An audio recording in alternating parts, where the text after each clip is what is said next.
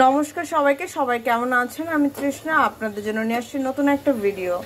তো আজকে আমি আপনাদের রান্না করে দেখাবো লোহার কড়াইতে খাসির মাংস সেদ্ধ করে কিভাবে ঘরোয়া পদ্ধতিতে রান্না করি। তো জলটা গরম করতে দিয়েছিলাম, এখন এর মধ্যে ধুয়ে রাখা খাসির মাংসটাকে একটু হালকা সেদ্ধ করে নেব।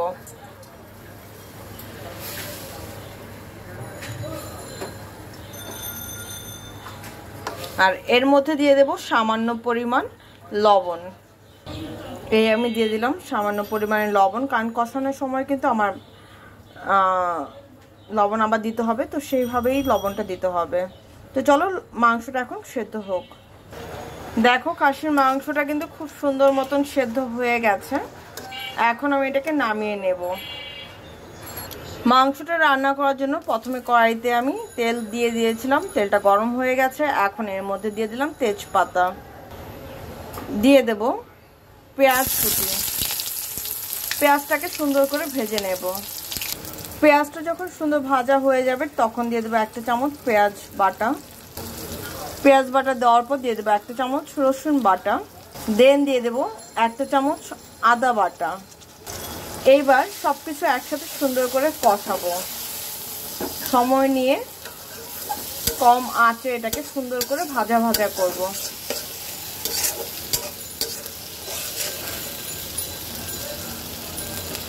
যখন দেখবে আদা রসুন পেস্টটা কষানো হয়ে গেছে, ঠিক ওই সময় দিয়ে দেবো 1 চামচ হলুদ গুঁড়া, দিয়ে দেবো 1 চামচ ধনিয়া গুঁড়া, দিয়ে দেবো 1 চামচ জিরার গুঁড়া, দিয়ে দেবো টমেটো কুচি, দিয়ে দেবো যে যেরকম ঝাল খেতে পারো সেই অনুযায়ী কাঁচা মরিচ।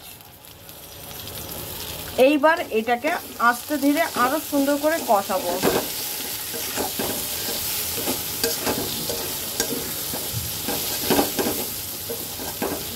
তো চলো এটাকে সুন্দর করে কষিয়ে নেই।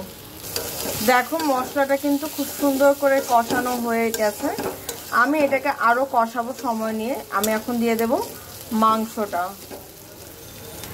এই আমি দিয়ে দিলাম সেদ্ধ করা খাসির মাংস, দিয়ে দেবো স্বাদ অনুযায়ী লবণ।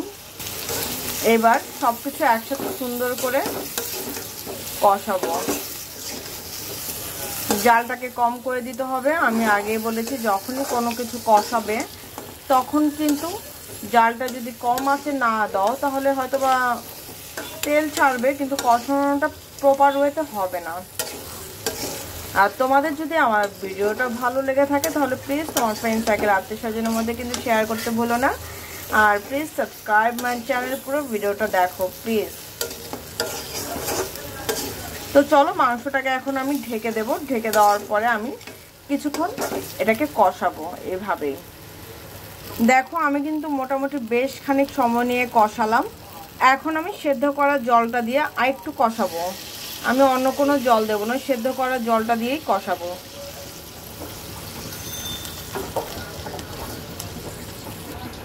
এখন আমি নেড়ে দেব।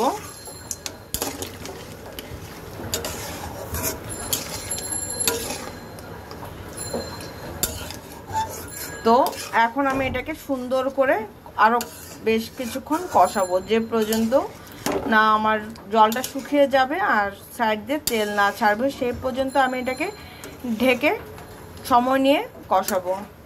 মাঝে মাঝে 2 একবার নেড়ে দেব। তো ঠিক আছে, চলো এটা হতে থাক। দেখো আমার কিন্তু মাংসটা কষানো হয়ে গেছে। এখন আমি দিয়ে দেব ঝোলের জন্য জল। খুব বেশি ঝোল দেব না, যে যতটুকু ঝোল দিতে চাও ঠিক ওই বুঝে দেবে। আমি বেশি ঝোল রাখবো না।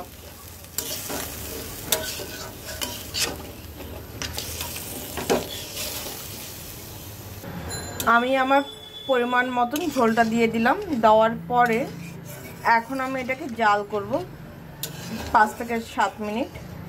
তো জাল করার পর এর মধ্যে কি দিয়ে নামাবো সেটা তোমাদের সাথে শেয়ার করছি।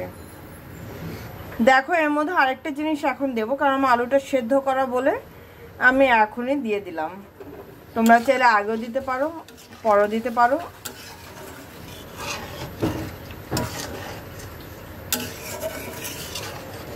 তো চলো এখন এটাকে হতে দেব। দেখো আমার কিন্তু এটা প্রায় হয়ে গেছে। এখন আমি দিয়ে দেবো এর মধ্যে গরম মশলা বাটা। তো গরম মশলাটা দিয়ে দিলাম। গরম মশলা দেওয়ার পরে খুব বেশি যে জাল করতে হয় তা না, কিন্তু 3 থেকে 4 মিনিট জাল করলেই এনাফ। তো চলো 3 থেকে 4 মিনিট পর তোমাদের সাথে ফাইনাল লুকটা শেয়ার করছি। দেখো আমার কিন্তু এটা হয়ে গেছে খাসির মাংসের ঝোল। তো এখন এটাকে নামাবো। নামানোর পর তোমাদের সাথে ফাইনাল লুকটা শেয়ার করছি। দেখতে কিন্তু দারুণ হয়েছে। এই হচ্ছে আমার খাসির মাংসের ঝোল। কেমন হয়েছে অবশ্যই কিন্তু জানাতে ভুলো না। তো আজকের জন্য এই পর্যন্ত। সবাই ভালো থেকো, সুস্থ থেকো, আমার জন্য আশীর্বাদ করো। আমি যেন ভালো থেকে সুস্থ থাকি, তোমাদের জন্য নিত্য নতুন ভিডিও আনতে পারি। ঠিক আছে, আজকের জন্য এই পর্যন্ত। টাটা।